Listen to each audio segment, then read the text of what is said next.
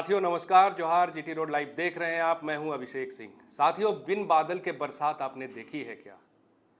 बिना ड्राइवर की चलती हुई गाड़ी आपने देखा है क्या? नहीं देखा है। लेकिन साथियों, झारखंड में ऐसा ही हो रहा है। बात कर रहा हूं मैं स्थानीय निकाय चुनाव की, जहां अब तक ये चुनाव संपन्न नहीं हो पाया है। लेकिन साथियों, बड़ी और बहुप्रतीक्षित खबर यह है कि जहां निकाय चुनावों को लेकर लंबे समय से जारी असमंजस दिख रहा था, वह अब खत्म होता नजर आ रहा है। राज्य में नगर निकाय चुनाव का रास्ता अब लगभग साफ हो चुका है।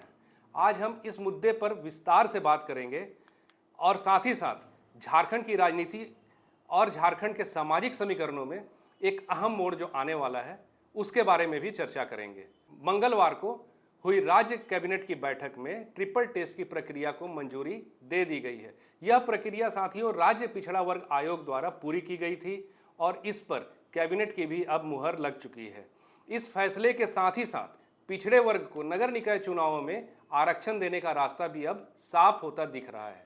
इसके तहत झारखंड नगर पालिका चुनाव नियमावली 2012 में भी संशोधन किया गया है। राज्य के नगर विकास सचिव एवं आवास विभाग के प्रधान सचिव ने जानकारी दी कि कैबिनेट के इस निर्णय के अनुसार SC, ST, OBC को दिए जाने वाला आरक्षण जो है, उसकी सीमा 50% के भीतर रहेगी।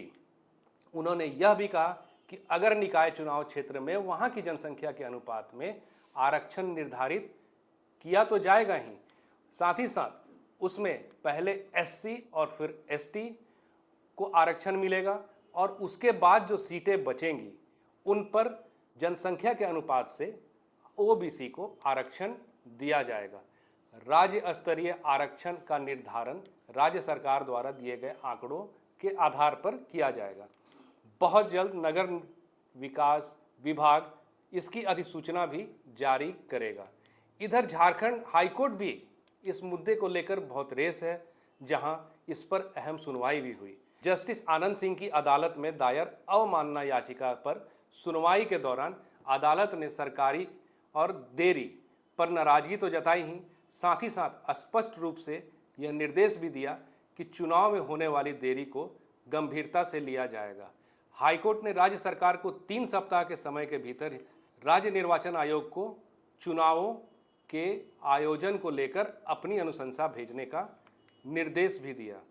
राज्य निर्वाचन आयोग की ओर से चुनाव कराने के लिए हालांकि 3 महीने का समय मांगा गया था, लेकिन अदालत ने इस पर साफ इनकार कर दिया।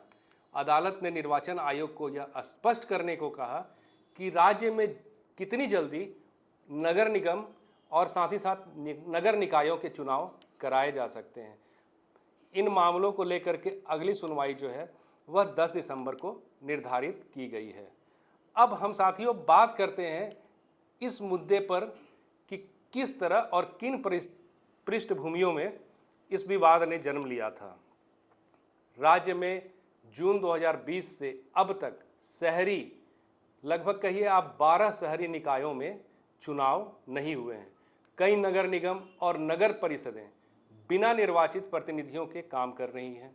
यहाँ तक कि 27 अप्रैल 2023 के बाद से राज्य में कोई भी निकाय चुनाव नहीं हुआ है।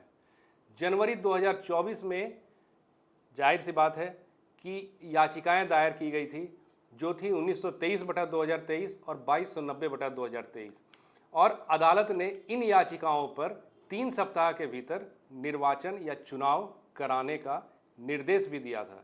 लेकिन सरकार ने उस आदेश का कोई पालन नहीं किया, जिस पर अब अदालत भी सख्त रुख अपना रही है। तो साथियों, अब यह सवाल है कि क्या झारखंड में जल्द नगर निकायों के चुनाव होंगे? क्या OBC वर्ग को उनका प्रतिनिधित्व मिलेगा? और क्या सरकार और निर्वाचन आयोग समय पर प्रक्रियाओं को पूरी कर पाएंगे? इन सवाल के जवाबों को आने में अभी कुछ हफ्ते भी लग सकते हैं या हो सकता है कि महीने भी लग सकते हैं।